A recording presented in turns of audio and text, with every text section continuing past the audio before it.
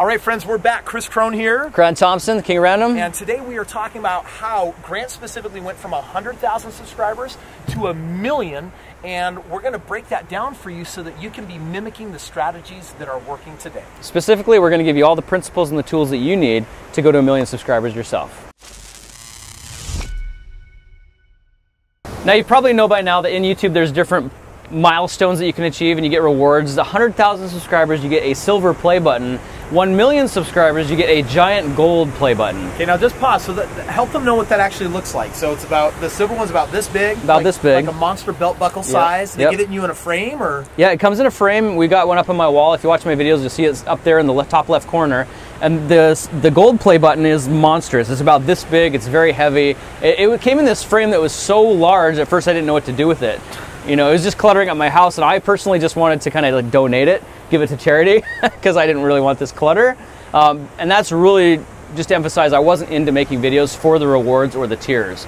I'm really glad that we didn't get rid of it. My wife made me hang it up in the shop, and now we got it and I love it. But at the time, it wasn't my main focus. So how do you go from 100,000 subscribers to that coveted milestone of 1 million where you get your gold play button? Yeah, and think about this for just a moment. So we've taken you on a journey. If you've been watching our other videos, we've been talking about, if you're brand new, how do you build a subscriber? How do you get your first 20 subscribers? How do you get your first 1,000 subscribers? We've taken you all the way through how to go from 50,000 to 100,000. And today's a magical day. I mean, Grant, you guys just passed the 9 million line, but going back and reverse engineering, what did you do to go from 100,000 to 1 million? This is exactly what I did.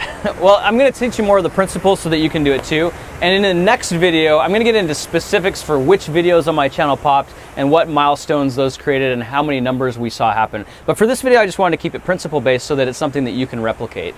Now, when you're at 100,000 subscribers, you're probably in a position now where you've got a decent enough income that you're paying your bills, you're probably making a basic living, you might be in a position to spend more time on your YouTube channel. It's becoming a viable career option.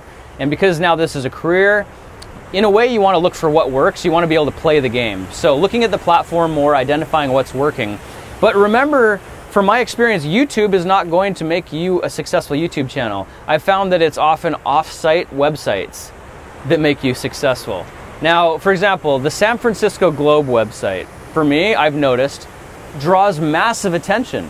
I was noticing other DIYers and YouTubers who were getting tens of millions of views on their videos while mine were getting 800,000 to 1 million. And I was trying to figure out what's happening. These are smaller channels and their content I didn't feel like was quite as good, and yet they're getting 10 times the views. So when I investigated into that, I saw it was because other websites were featuring their videos on the front page and they had massive audiences. So what I started doing is reverse engineering what kind of style those types of websites wanted to see.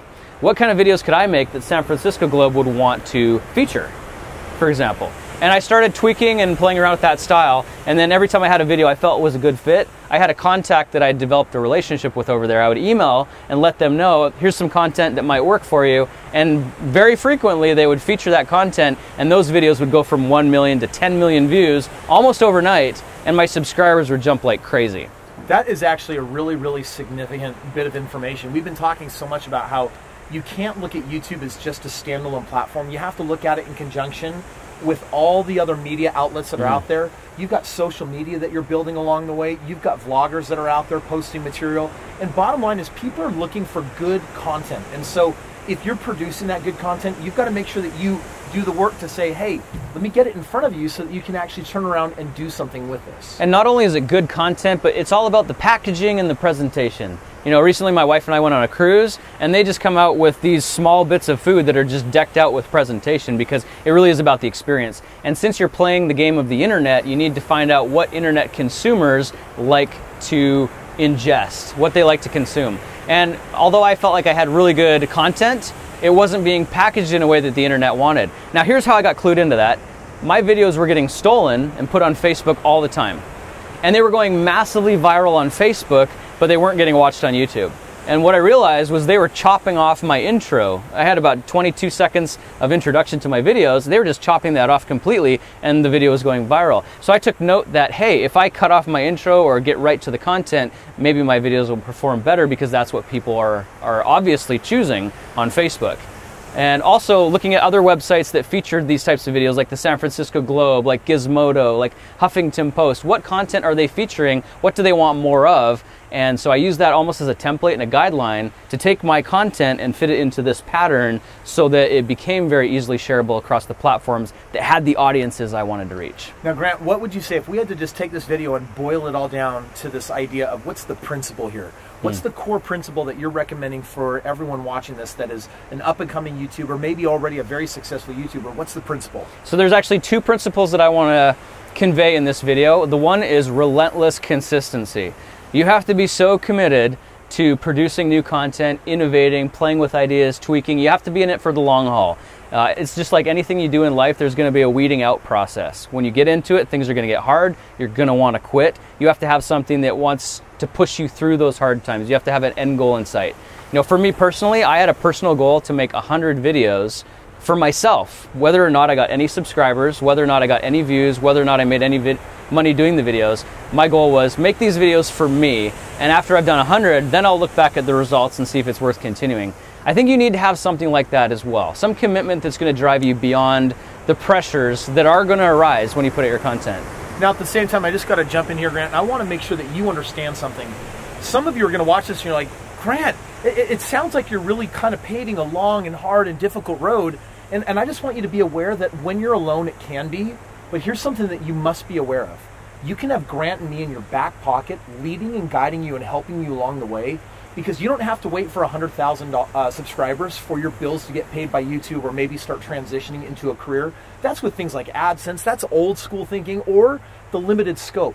Grant and I, we're here to share with you that there's a far more fruitful way of doing it today, where even if you have 10,000 subscribers, you can start producing a very serious income. And if you want to learn how to accelerate your success, yes, we want you to have the principles that Grant just said. We want you committed, we want you long-term. You got to have those goals.